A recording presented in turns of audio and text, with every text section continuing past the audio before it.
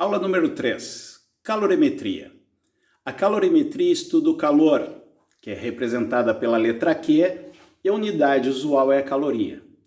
Uma caloria no sistema internacional equivale a aproximadamente 4,2 joules. Vamos começar nosso estudo com o calor sensível. O que seria o calor sensível? É quando se fornece calor a um corpo e ele muda a sua temperatura. Por isso que na sua fórmula aparece o ΔT.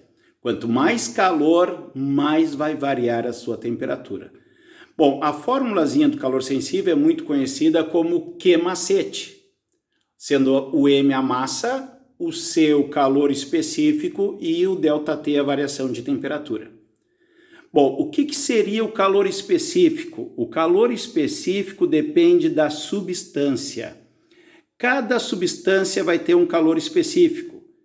E o conceito de calor específico é a quantidade de calor, nós já vimos que é a letra Q, para que uma substância de 1 grama varie a sua temperatura em 1 grau Celsius.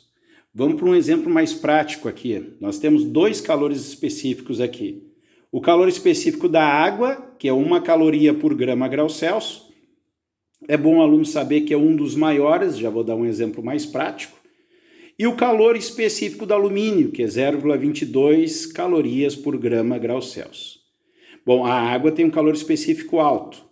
O alumínio, como os metais em geral, tem calor específico baixo. O que representa o calor específico na prática? Substâncias que têm calor específico baixo, elas aquecem rapidamente e resfriam rapidamente. É uma característica dos metais. Já a água tem um calor específico alto, então a água custa aquecer, em compensação ela não resfria rapidamente, ela custa resfriar. Um exemplo prático também é o caso da praia. A areia tem calor específico baixo e a água calor específico alto. De manhã cedo a água está gelada quando sai o sol, mas a areia aquece rapidamente. E quando chega a noite, sai o sol, a areia que aqueceu rápido, ela resfria rapidamente. E a água que foi aquecendo lentamente durante o dia, ela vai continuar quente por um tempo, vai custar a resfriar. Bom, além do calor específico, nós temos a capacidade térmica. E aqui pode surgir algumas dúvidas. Calor específico e capacidade térmica. Calor específico depende da substância. Capacidade térmica depende do corpo. Vamos entender isso melhor. Uma cadeira de madeira. A madeira tem calor específico, porque é a substância. A cadeira de madeira é um corpo, tem capacidade térmica. Então, quando é a substância, é calor específico. Quando é um corpo que eu estou tratando, é a capacidade térmica. Lógico que a capacidade térmica depende da substância, que é o calor específico, mas depende também da quantidade de massa que eu tenho nesse corpo. Por isso que se dá o conceito de capacidade térmica sendo a massa vezes o calor específico. Se eu pegar massa vezes calor específico, que aparece na fórmula Q-macete, eu posso substituir pelo C, que é a capacidade térmica. Bom, o C maiúsculo é capacidade térmica, o C minúsculo é calor específico. Daqui nós temos a unidade da capacidade térmica. A unidade da capacidade térmica, como é a quantidade de calor por variação de temperatura, é caloria por grau Celsius, certo? Agora vamos ao calor latente. Pessoal, o calor latente acontece quando eu tenho mudança de estado físico e nós usamos a expressão Q igual M vezes L. Os alunos em cursinhos conhecem como que mole, que mala, não é? Então, a quantidade de calor é a massa vezes o calor latente. O calor latente é a quantidade de calor para que 1 grama de uma substância mude de estado físico. Vamos entender isso na prática, como que funciona. Se eu tiver o calor latente da água, não é? Para fusão, o F é fusão. Já vamos ver as mudanças de estado físico. A fusão é a troca do estado sólido para o estado líquido, ou seja, se é água, de gelo para água. É 80 calorias por grama. Se eu tiver um gelo de 1 grama, significa que eu preciso de 80 calorias para derreter esse gelo. já na temperatura de fusão, 0 graus Celsius. Agora, se esse gelo é 10 vezes maior, 10 gramas, eu preciso de 10 vezes mais caloria, 800 calorias. E se o gelo é o dobro de 10 para 20, eu preciso o dobro de calorias. De 800 eu passo para 1.600. É uma regra de 3? Mas nada mais é do que a aplicação da fórmula Q igual a M vezes L. Observe, se eu pegar o L, que é o calor latente, no nosso exemplo, 80 calorias por grama, e eu multiplicar pela massa, eu tenho as quantidades de calor. 80 vezes 1, a seta em laranja, dá 80 calorias. 80 vezes 10 dá 800. E 80 vezes 20 dá 1.600. Bom, nesse exemplo nós comentamos o calor latente de fusão da água. Então nós temos aqui os estados físicos da matéria. Nós temos sólido, líquido e o estado gasoso. Observe que o estado gasoso pode ser classificado em vapor ou gás. Na próxima aula nós veremos a diferença entre vapor e gás. Primeiramente, vamos ver o que acontece quando um corpo sólido se transforma em líquido. Um exemplo prático para isso é o gelo. Todo mundo já viu o gelo derreter. Então nós falamos que houve uma fusão, que é a troca do estado sólido para o estado líquido.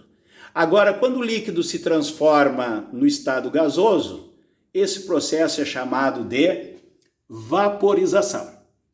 Só que a vaporização tem 3 classificações: evaporação, ebulição e calefação.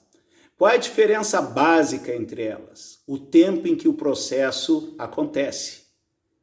Por exemplo, se larga um copo d'água no piso de casa, deixa alguns dias e vai desaparecer. Isso acontece à temperatura ambiente e lentamente. Isto é uma evaporação. Já a ebulição é um processo rápido. Eu quero pegar líquido e transformar em vapor.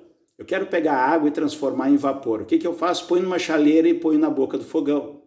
Daí vai acontecer uma ebulição. A água vai ferver, vai borbulhar. E esse processo é rápido. Em pouco tempo eu transformo a água em vapor. E existe a calefação. A água ferve, entra em ebulição, a 100 graus Celsius. Se eu pegar a água e colocar sobre uma chapa a 300 graus Celsius, praticamente instantaneamente ela vai entrar no estado de vapor. Nós chamamos isso de calefação.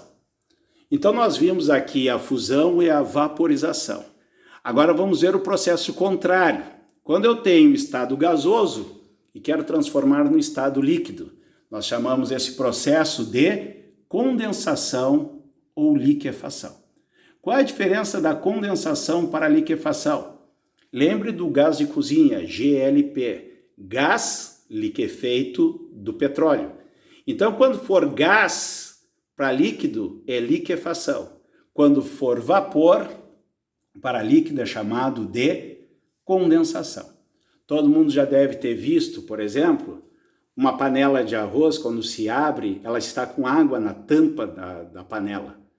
Ou seja, o vapor subiu, atingiu uma superfície fria e condensou, virou líquido novamente. E do líquido para o sólido nós chamamos de solidificação. Todo mundo já viu pegar um copo com água e colocar no freezer. Vai sair lá de dentro que é uma barra de gelo, ou seja, a água foi solidificada. E nós temos ainda essa situação de passar do sólido direto para o estado gasoso, que nós chamamos de sublimação. O exemplo mais comum é a naftalina.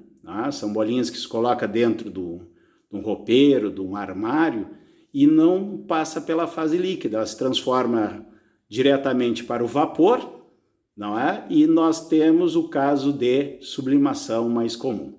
Bom, existe o que nós chamamos de curva de aquecimento.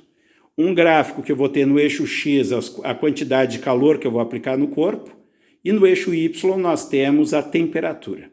Vamos pegar o exemplo da água em 1 atm. Na próxima aula nós vamos ver que a pressão influencia no ponto de ebulição e no ponto de fusão. Se eu pegar a água a temperatura de menos 5 graus Celsius, ela está no estado sólido. E para começar a derreter esse gelo, tá? Trocar do estado sólido para o estado líquido, eu tenho que elevar a temperatura da água até 0 graus. Então, observe que eu vou aplicando o calor e a temperatura vai subindo de menos 5, menos 4, menos 3, até chegar a 0 graus Celsius. Quando chega a 0 graus Celsius, acontece um calor latente. Tem mudança de estado físico e a temperatura não vai mudar. Então, aqui eu tenho a troca do estado sólido para o estado líquido. Chega um determinado ponto que todo sólido se transformou em líquido, em água líquida. Eu tenho água a 0 graus Celsius. A partir daí, conforme eu vou fornecendo calor, a temperatura da água vai subindo de 0 até atingir 100 graus Celsius. Nesse caso, nós estamos na fase líquida, de 0 a 100 graus Celsius. Chegando a 100 graus Celsius, colocando calor na água, esse líquido vai se transformando em vapor. E a temperatura novamente fica constante, a 100 graus Celsius, até todo líquido se transformar em vapor. Se eu segurasse esse vapor e continuasse tocando calor, daí sim, esse vapor eu poderia novamente aumentar a temperatura, que a última reta inclinada seria vapor aumentando a temperatura.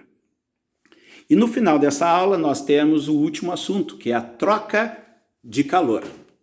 A troca de calor, nós temos que fazer bastante exercício para poder entender bem. Aqui a gente vai ter uma noção como que funciona. A maior parte dos exercícios, as substâncias são colocadas dentro de calorímetro. O que são calorímetros? Calorímetros são caixas com paredes adiabáticas. Traduzindo, calorímetros são caixas com paredes isolantes. Nesse exemplo, eu tenho um calorímetro aqui, que é a caixa, com duas substâncias, que eu chamei de A e B.